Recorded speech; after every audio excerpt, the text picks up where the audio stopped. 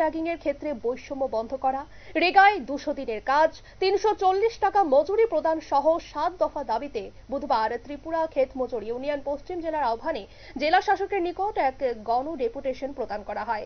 এদিন একটি মিছিল মেলার মাঠ ভানু ঘোষ স্মৃতি ভবন থেকে বের হয়ে বিভিন্ন পথ পরিক্রমা করে জেলা শাসকের নিকট গণ ডেপুটেশন প্রদান করে। কি জানাচ্ছেন সংশ্লিষ্টরা শোনাবো।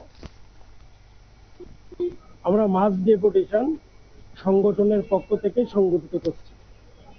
আমাদের যে চার্টার অফ ডিমান্ড বা আমাদের যে দাবি সনদ, তাতে আমরা উল্লেখ করেছি সেটা হচ্ছে গৃহহীন যাদের ঘর নেই, তারা যেন প্রত্যেকে পাকা ঘর পেতে পারে। তার জন্য যারা জিও ট্যাগিং এর সঙ্গে যুক্ত, তাদের নিরপেক্ষ দৃষ্টিভঙ্গি, নিরপেক্ষ ভূমিকা আমরা প্রত্যাশা করি। কিন্তু এটা অত্যন্ত দুর্ভাগ্যের যে কোথাও কোথাও রাজনৈতিক সংকীর্ণতার কারণে প্রকৃত যারা ঘর প্রাপক তারা বঞ্চিত হয়। সুতরাং আমরা বলছি, যারা এই কাজের সঙ্গে যুক্ত তাদের এই বৈষম্যটা অবিলম্বে বন্ধ করতে হবে। দ্বিতীয় আমাদের দাবি হচ্ছে রেগাতে 200 দিনের কাজ আর দৈনিক মজুরি 340 টাকা করতে হবে।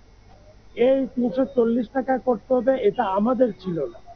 আমাদের সর্বভারতীয় স্তরে আমাদের ডিমান্ড হচ্ছে 600 টাকা। কিন্তু 2018 সালে বিজেপি যখন তার নির্বাচনী ইস্তাহার বা ভীষণ ডকুমেন্ট প্রকাশ করে, তখন যে 299টি প্রতিশ্রুতি ওরা দিয়েছিল, তাতে অন্যতম প্রতিশ্রুতি ছিল যে রেগা শ্রমিকদের জন্য 200 দিনের কাজ, দৈনিক মজুরি 340 টাকা করতে হবে বা করবে তারা। আপনারা শুনলেন সংশ্লিষ্টদের পক্ষ থেকে বক্তব্য। ত্রিপুরা ক্ষেত মজুর ইউনিয়নের উদ্যোগে পশ্চিম ত্রিপুরা জেলা শাসকের কাছে 7 দফা ডেপুটেশন তাদের দাবিগুলি পূরণ করার জন্য জোর দাবি জানিয়েছেন।